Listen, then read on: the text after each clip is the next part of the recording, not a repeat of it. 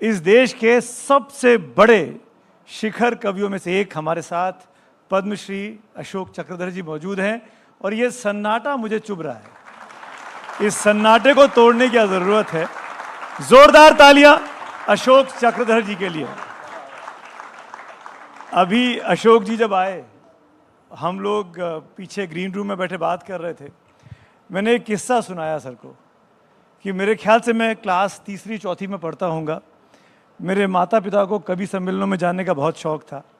होशंगाबाद जैसी छोटी से शहर में मैं रहता था और अशोक जी वहाँ कविता पाठ करने आते थे। एक साल नहीं, कई साल लगातार आए उस छोटे से शहर में। जैसे ही मैंने होशंगाबाद का नाम लिया, अशोक सर पहचान गए। और उस ज़माने से लेकर आज तक नॉट आउट ये इनिंग चल रही है और ये इनिंग अभी और लंबी चलने वाली है। इसके लिए भी तालियां बजाइए अशोक जी के लिए। तो सर, एक मशहूर आपका छंद है, कविता है, शेर है जो मुझे याद रहता है। आपसे मैं जिक्र भी कर रहा था, मैंने इतनी देर में उसका प्रिंट आउट निकाल लिया है कि मैं गलती ना कर दूं मंच पे, क्योंकि ये आपका फोरम है, आपका मंच है। हम लोग तो केवल इस मंच के एक पात्र भर हैं।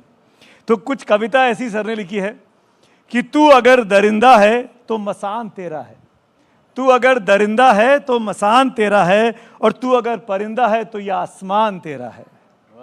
ये अशोक जी की कविता है। ये मैं बहुत बड़ी हिमाकत कर रहा हूँ कि सर के सामने सर की कविता का पाठ करने की कोशिश कर रहा हूँ। सर, मैं चाहता हूँ कि शुरुआत यहीं से हो। इसके आगे की भी कुछ लाइनें थी।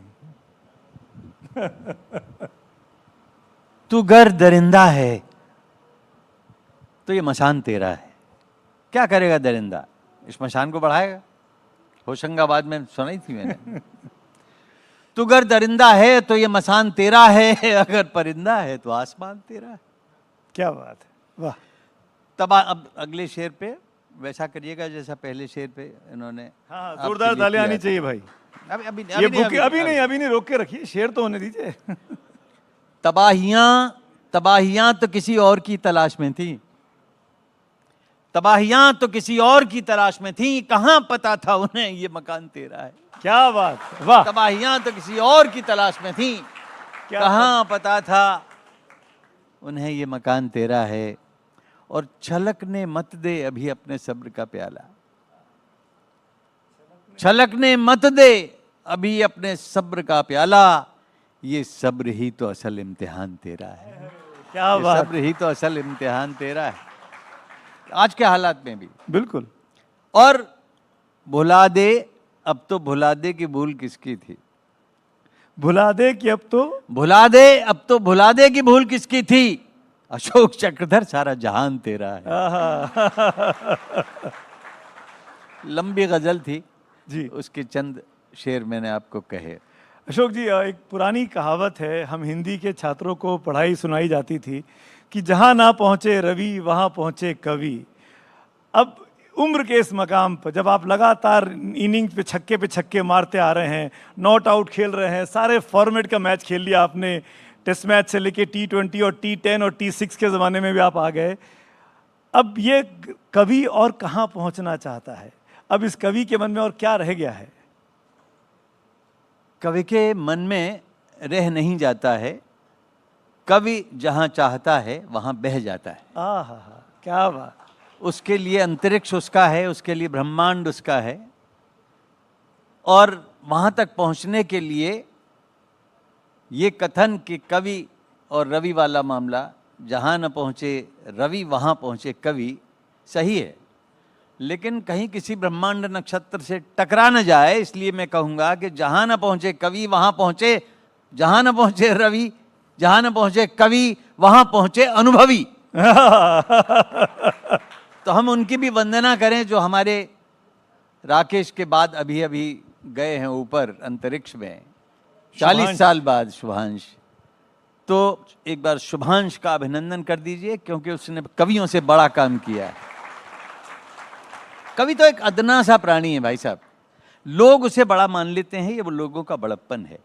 मैं इसके लिए, आप मेरे सामने बैठे हैं, आप मुझसे छोटे हैं लेकिन बड़े लग रहे हैं, क्योंकि आपके परिधान में एक राजसी शान व शौकत है, मजबूरी और है, अच्छे लग रहे हैं।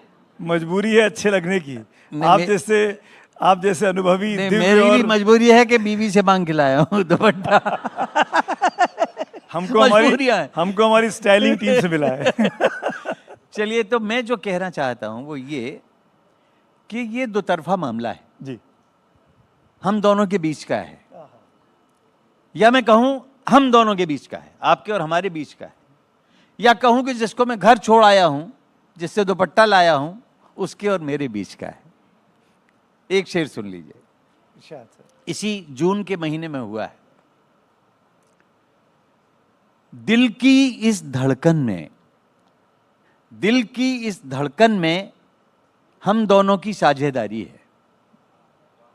दिल की इस धड़कन में हम दोनों की साझेदारी है।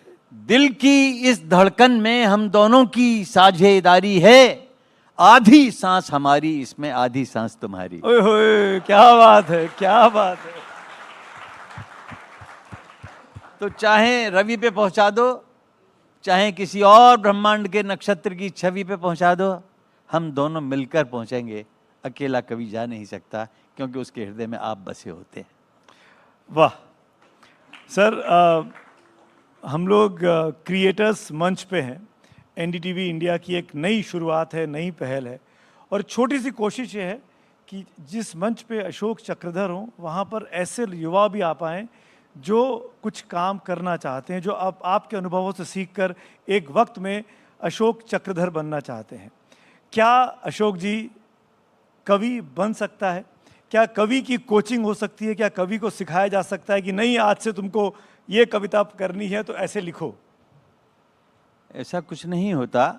अगर मेरे अंदर किसी भी प्रकार का कोई कवि है तो उसका पहला श्रेय तो मेरे पिता को जाता है, श्री राधे श्याम प्रगल्भ, जो बहुत अच्छे और बड़े कवि थे। फिर जो कवि मित्र उनके आते थे, उनकी शैलियाँ सुनने को मिलती थी, उनकी कविताएं सुनने को मिलती थी, तो मन करता था कि हम आगे ऐसे बन जाएं। अगर हमारे घर में सोहनलाल द्विवेदी आए हैं तो लगता था कि हम दूध बतासा जैसी कविताएं लिखें, उनके राष्ट्रगीत लिखें, गांधी के लिए जो कविता लिखी ऐसी हम भी लिखें। हमारे यहाँ श्री हरिवंश राय बच्चन आते थे। मेरा सौभाग्य है कि उनके साथ कविता पढ़ने का मुझे अवसर मिला। आदरणीय मैथिली शरण गुप्त जी के साथ भी सुनाई, श्याम नारायण पांडे जी के साथ सुनाई।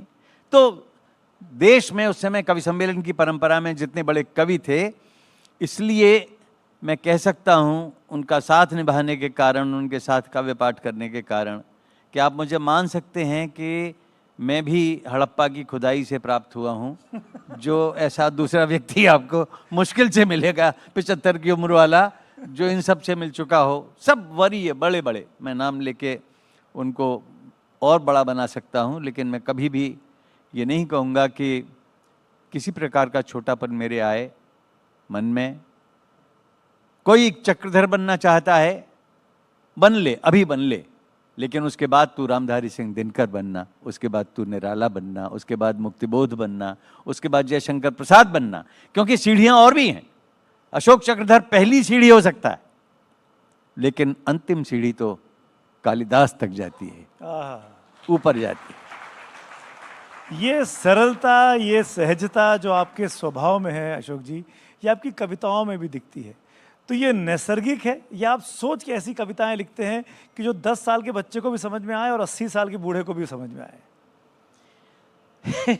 देखिए, कविता जो है वो कभी नैसर्गिक तो होती ही है, कभी एक सर्गिक होती है, कभी 2 सर्गिक होती है, कभी 9 सर्गिक होती है। साकेत जो लिखा वो 10 सर्ग का था। तो हम कितने सर्ग में कविता बनाते हैं, ये उस कविता की अपनी मांग है। हर कविता अपने लिए अपना शिल्प पहले से निर्धारित करा के लाती है कि मुझे इतना लंबा बनना है, इतना छोटा बनना है। शेर है तो 2 ही पंक्तियों में होगा, और मेरी तरह जो कथात्मक कविता लिखने वाले लोग हैं उनके लिए सुदीर्घ भी हो सकता है। अभी इसी जून के महीने में मैं आपको 2 बातचीत के बीच कहूँगा कि इस जून के महीने में मैंने काफ़ी कविताएं लिखी, और मेरे उस कविताओं के जन्म के समय प्रसव कराने वालों में एक यहाँ नैयर साहब भी बैठे हुए हैं। हम लोग स्विमिंग में मिलते हैं। ये 80 वर्षीय हैं, मैं 75 वर्षीय हूँ, और हम दोनों बहुत मगन हो के वहाँ जल में बनाते हैं कविता। अच्छा, आपको एक और बात बताऊं क्रिएटिव प्रोसेस की। जी ये आधी सांस हमारी, इसमें आधी सांस तुम्हारी, ये अभी स्विमिंग पूल में जून के महीने में हुआ। अरे। क्या हुआ कि भले ही मैं अच्छा तैराक था, लेकिन हमारे अंदर एक कमी थी जो हमें एक दोस्त ने बताई, अनिल जैन साहब ने। उन्होंने कहा कि देखिए आप क्या करते हैं गलती, कि पूरी सांस भर लेते हैं और पूरी सांस निकाल देते हैं। ऐसा मत करिए, इससे आप थक जाएंगे जल्दी। आप ऐसा करिए कि मुंह ऊपर करके आधी सांस निकालिए, आधी बनी रहने दीजिए ताकि आपके अंदर ताकत बनी रहे। तो आधी सांस और आधी सांस, आधी सांस रखनी है, आधी छोड़नी है। तो आधी किसके लिए रखनी है? तब ये शेर हुआ था कि आधी सांस तुम्हारी इसमें, क्या आधी सांस हमारी है। तो कविता कहीं से उठती है, कोई कौंध आती है, कोई विचार आता है, उसका जन्म कैसे होता है, वो बहुत बड़े ही वैयक्तिक ढंग पर प्रारंभ होती है, लेकिन फिर वो अपने जड़ मूल से ऊपर उठ के निर्वैयक्तिक होके ममस्य न ममस्य परस्य न परस्य, तेरा तेरा कुछ नहीं, मेरा मेरा कुछ नहीं, वो उठ जाती है ऊपर। और जब ऊपर उठ जाती है तो अपने लिए अपना विधान गढ़ती है। अब ये भी अनुभव स्विमिंग पूल जाते समय हुआ। क्या हुआ? चौराहे, मेरी कविता चौराहा बहुत पसंद करती है। और चौराहे का मतलब ये है कि आप इधर भी जा सकते हो, उधर भी, सीधे भी। आपकी कविता कहीं भी जा सकती है। चौराहे पे खड़ी रह जाए तो भी क्या है, चौराहे पे हुई लाल बत्ती और मैंने स्टीयरिंग से हटा के हत्ती जैसे ही ये मेरी कविता की एक पहली की शुरुआत है। आज भी वैसी हो रही है। देखिए, चलते चौराहे पर अचानक रास्ता काट गया एक कुत्ता।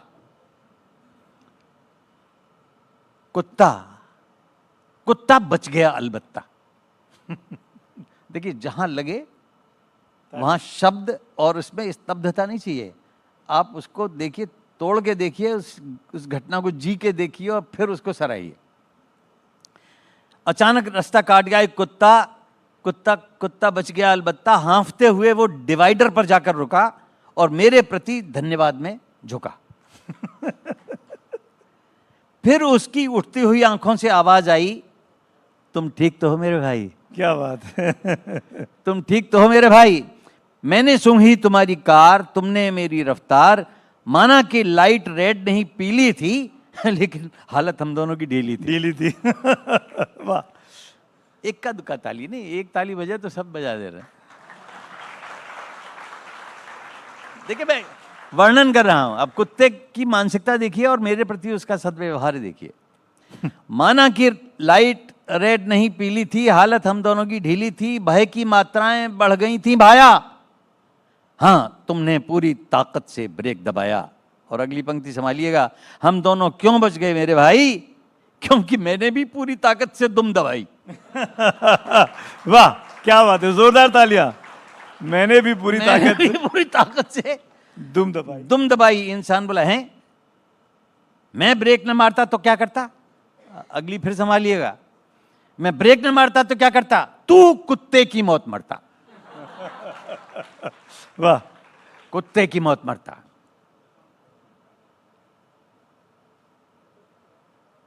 तू कुत्ते की मौत मरता। कुत्ता हंसा। कुत्ते की मौत क्यों मरता? कुत्ते की मौत क्यों मरता? तुम्हारे आवेश की मौत मरता, बड़प्पन और ऐश के तेज की मौत मरता। बहुत तेज था तुम्हारी रफ्तार का जुनून, पीली लाइट तक छिटक जाता मेरा लाल लाल खून। पीली लाइट तक छिटक जाता मेरा लाल लाल खून।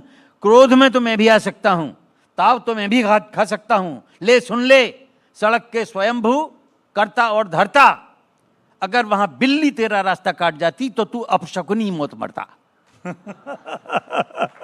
क्या बात है।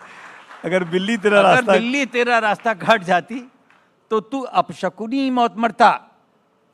इंसान बोला, मैं अंधविश्वास बिल्कुल नहीं मानता हूं, बिल्ली के बारे में सब कुछ जानता हूं।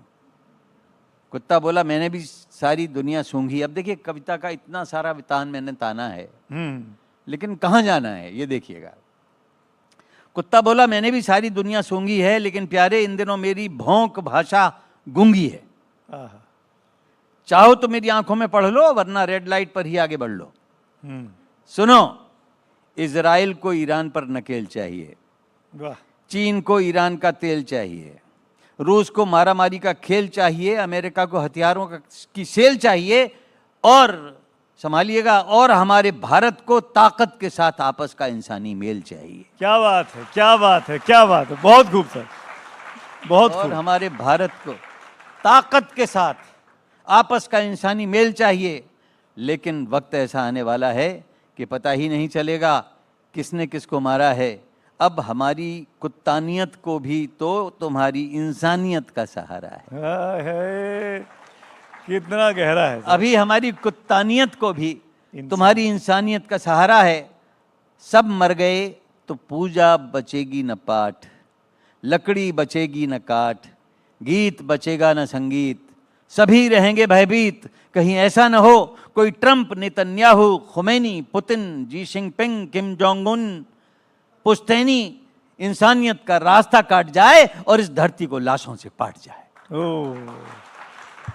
इंसानियत का रास्ता काट जाए और इस धरती को लाशों से पाट जाए। कहीं ऐसा न हो जाए, कहीं वैसा न हो जाए। बहरहाल अभी अंत पे आपको लाने वाला हूं।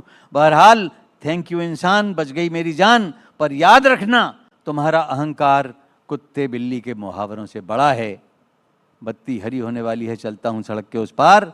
मेरा नेत्रहीन मालिक मेरे इंतजार में खड़ा है। अरे मेरा नेत्रहीन मालिक क्या मेरे बात, इंतजार में खड़ा है। जोरदार तालियां भाई, जोरदार तालियां। मेरे इंतजार में खड़ा है। पहली बार ये कविता सुन रहा हूं। वाह वाह। बहुत खूब sir, thank you so much. और ये पहला पाठ है इस कविता का, यहाँ पहला पाठ है, पहली बार सुनाई मैंने आपको। बिल्कुल, और हम धन्य हुए सर, एनडीटीवी क्रिएटर्स मंच धन्य हुआ। बहुत शानदार, बहुत ही मौलिक और बहुत ही मौजू आज की तारीख में। मेरे कई सवालों के जवाब इस कविता में मिल गए। मेरे सवाल कम रह गए हैं क्योंकि ये सब सवाल मैं पूछने वाला था और सर ने पहले ही अपनी कविता में सब कह दिया। लेकिन अशोक जी, एक चीज़ मैं जानना चाह रहा हूँ। एक, आप जब कविता पाठ करते हैं, एक मंच की कविता होती है, एक सोशल मीडिया की कविता होती है। ये सीधे दाद मिलती है, सीधे तालियां मिलती हैं। यहाँ पे आप रिक्वेस्ट भी कर लेते हैं कि भाई एक बार ज़ोर से हो जाए। लेकिन एक वो सोशल मीडिया है जहाँ फॉलोइंग आती है, जहाँ पे व्यूज़ आते हैं। इस बदलाव को आप कैसे देखते हैं, कविता की नज़र से, कवियों की नज़र से? सोशल मीडिया पर कविता का आना एक अलग तरह से कवि का जाना है। और यहाँ इस तरह से कवि के लिए आप सबका आना है। तो एक जाना है और एक आना है। मैंने नहीं जाना है कि मेरी कविता के जाने के बाद आपने क्या जाना है। अगर अच्छी लगी है तो कवि आपका जाने जाना है। और अगर नहीं लगी है तो जबरदस्ती का तालियां बजवाने का खजाना है। मित्रों, सोशल मीडिया ने बहुत उपकार किया है कवियों पर, सारे रचनात्मक कर्मियों पर। इस सोशल मीडिया ने प्रभुत्व को समाप्त किया है। कविता में लोकतांत्रिकता को जन्म दिया है। तू भी कवि है, मैं भी कवि हूं, कौन कवि नहीं है? हर कोई कवि है। और मैं तो, अगर सब आगे समय मिलेगा, एक बड़ी बहुत लंबी कविता इन दिनों लिखी है मैंने, कविता के बारे में, शब्द के बारे में और हमारे आपस के संबंध के बारे में। कवि का मस्तक एक थिजोरस, शब्द कुलकोश। अच्छा, तो वो बात की बात है। तो आप जो कह रहे हैं, मैं सोशल मीडिया पर आने वाले प्रथम लोगों में रहा। लेकिन धीरे धीरे मैंने देखा कि सोशल मीडिया पर संख्या बढ़ जाती है, लेकिन जो चिंतनशील श्रोता एक 2500 या 5000 या 10, 15, 20 हजार आते हैं, वो इसीलिए आते हैं कविता सुनने। और वो टहलते हुए आ जाते हैं, थोड़ी सी सुनी, नहीं सुनी, जितनी सुनी। यहाँ तो हमारा अधिकार है श्रोता पर, वहाँ श्रोता का कवि पर अधिकार होता है। श्रोता न कहें, दर्शक कहें उसको। तो ये आवाजाही नए बालकों में, दोनों कवियत्रियों को मैंने सुना, अद्भुत है। उनका आत्मविश्वास अद्भुत है। उनके जो लाइक्स आते होंगे, उनकी जो फॉलोइंग है, वो निरंतर बढ़े, ऐसा मैं शुभाशीष उनको देता हूँ। और उनका शुभाशीष चाहता हूँ बच्चों का कि मैं पुनः आ गया हूँ अब फुल फॉर्म में। जो गया था वो आ गया है और आपके लिए नहीं नया है। मैं सोशल मीडिया पे ज़रूर कुछ करूँगा। अगर आप आज्ञा दें तो बिटिया, हम तुम्हें एक गज़ल और सुनाते हैं। नेकी और पूछ पूछ। हाँ। और वो कविता क्या है कि एक आत्मचिंतन है। मैं अपने बारे में कविताएं लिखूं या शायरी करूं, ऐसा मैं बहुत कम करता हूं। मैं समाज से कोई दृश्य लेता आया हूं और उस पर बात करता हूं। देखिएगा, तुम्हें बताऊं कई दिनों से, या कहूं तुम्हें बताऊं कई युगों से, तुम्हें बताऊं कई युगों से चित्त नहीं है शांत मेरा, तुम्हें बताऊं कई दिनों से चित्त नहीं है शांत मेरा, तुम्हें सुकून मिले तो रख लो थोड़ा सा एकांत मेरा। कुछ होना चाहिए था।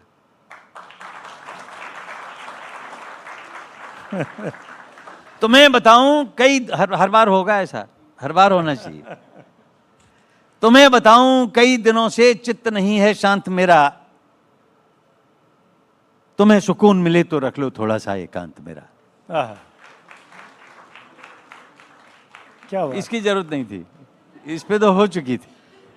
अगला शेर सुनिए, अगला शेर सुनिए, और ये नौजवानों को अच्छा लग सकता है, उनकी भाषा है। सॉफ्ट पलों की हार्ड डिस्क का हैक हुआ सारा डेटा। सॉफ्ट पलों की हार्ड डिस्क का हैक हुआ सारा बेटा, पासवर्ड गूगल ले भागा, अब कुछ नहीं नितांत मेरा। पासवर्ड गूगल ले भागा, अब कुछ नहीं नितांत मेरा। अच्छा, कविता में नाटक हो चाहे नाटक में कुछ कविता हो, पहले तुम्हें दुखांत लगेगा, नाटक मगर सुखांत मेरा। क्या बात। नाटक मगर सुखांत मेरा। और सुनिए, अपने बारे में ही कहना चाहता हूं कि एक सिकंदर के चोले में मस्त फकीर कलंदर है। एक सिकंदर के चोले में मस्त फकीर कलंदर है, पूछे कोई कौन भला वो, रख देना दृष्टांत मेरा। हाँ, क्या बात। पूछे क्या कोई बात? कौन भला वो, रख देना दृष्टांत मेरा। और कवि सब मंच रखा है ना आपने, इसका नाम। मंच में पीछे भी बैठे होते हैं लोग, कवि इतने सारे होते हैं, यहाँ नहीं ऐसा। अच्छा है, सुविधा है मुझे। पूछे कोई कौन भला वो, रख देना दृष्टांत मेरा। मैं माइक पर खड़ा हुआ हूं, मैं माइक पर खड़ा हुआ हूं, वो गुमसुम बैठा पीछे। आपको टीवी पे दिखाई देता होगा, कभी पढ़ रहा है वो बैठे हुए गुमसुम। मैं माइक पर खड़ा हुआ हूं, वो गुमसुम बैठा पीछे, इधर तालियां मगर उधर वो चाह रहा कवितांत मेरा। अरे वाह, इधर तालियां मेरी बारी भी आए। इधर तालियां मगर उधर वो चाह रहा कवितांत मेरा, चाह रहा कवितांत मेरा। नेकी कर दरिया में डालो, नेकी कर दरिया में डालो और वहां पर रुको नहीं। गूंज उठे डालने के बाद में, नेकी कर दरिया में डालो और वहां पर रुको नहीं। गूंज उठे तो उसे सुनो मत, ऐसा है सिद्धांत मेरा। क्या बात। गूंज उठे तो सुनो मत, ऐसा है सिद्धांत मेरा। अरे चक्रधर, बड़े बड़े महारथी होते हैं साहब, वो अहंकार में रहते हैं। अरे चक्रधर, बोला अर्जुन, महासमर मैंने जीती। कहे चक्रधर, बोला अर्जुन, अरे चक्रधर, बोला अर्जुन, महासमर मैंने जीती। नाम लिया जाता है फिर भी क्यों तेरे उपरांत मेरा। क्या बात है। नाम लिया जाता है फिर भी, गहरी बात है, फिर भी क्यों उपरांत। हाँ, अरे चक्रधर, बोला अर्जुन, महासमर मैंने जीती। नाम लिया जाता है फिर भी क्यों तेरे उपरांत मेरा। अच्छा, एक मैं अपने जीवन का अपना इतिहास बताता हूं एक शेर में जी। वो ये कि खुर्जा में जन्म हुआ, हाथरस मथुरा आए, यहाँ वहाँ से हाई स्कूल किया, यहाँ से बीए किया, एमए किया मथुरा से, फिर आ गए दिल्ली। एक रेखा, दो रेखा, तीन रेखा, चार रेखा, त्रिभुज बना रिजु रेखाओं से, त्रिभुज बना रिजु रेखाओं से, बना चतुर्भुज वृत्त हुआ। अगर चक्र में गति चाहो तो याद रखो वृत्तांत मेरा। अगर चक्र में गति चाहो तो, चक्र में गति चाहो तो याद रखो वृत्तांत मेरा। और दोस्तों, मैं अंत में कहता हूं आपको देखते हुए, आपसे मुखातिब होते हुए, कि सुनने वालों ये भी सुन लो, सुनने वालों ये भी सुन लो, तुम्ही चक्रधर का जीवन। सुनने वालों ये भी सुन लो, तुम्ही चक्रधर का जीवन, जब तक तुम चाहोगे तब तक नामुमकिन देहांत मेरा। क्या बात, क्या बात। सुनने वालों ये भी सुन लो, तुम्ही चक्रधर का जीवन, जब तक तुम चाहोगे तब तक नामुमकिन देहांत मेरा। दिल की इस धड़कन में दिल की इस धड़कन में दिल की इस धड़कन में प्यारे हम दोनों की साझेदारी है। आहा, दिल की इस धड़कन में हम दोनों की साझेदारी है, आधी सांस तुम्हारी इसमें, आधी सांस हमारी। बहुत खूब सर, बहुत खूब, मज़ा आया। कैसे वक्त बीत गया पता ही नहीं चला। मुझे इशारा मिला है आपको धन्यवाद देने का जी। और इस आशीर्वाद के लिए, आपने आशीर्वचनों के लिए जो आपने इस क्रिएटर्स मंच पर हमको दिए, एनडीटीवी को दिए, तमाम युवा कवियों को दिए, इसके लिए बहुत बहुत दिल से आपका शुक्रिया। आपकी पारी चलती रहे, चलती रहे, चलती रहे, चलती रहे। मैं हमारी युवाओं दुआ है। आता रहूंगा, आता रहूंगा, आता रहूंगा। हाँ, आपका हम प्यार धन्य चाहिए, होंगे, हम बहुत-बहुत धन्य होंगे, धन्यवाद। हम धन्य होंगे। आपको भी बहुत बहुत धन्यवाद। जोरदार तालियां मित्रों। Thank you so much Ashok ji.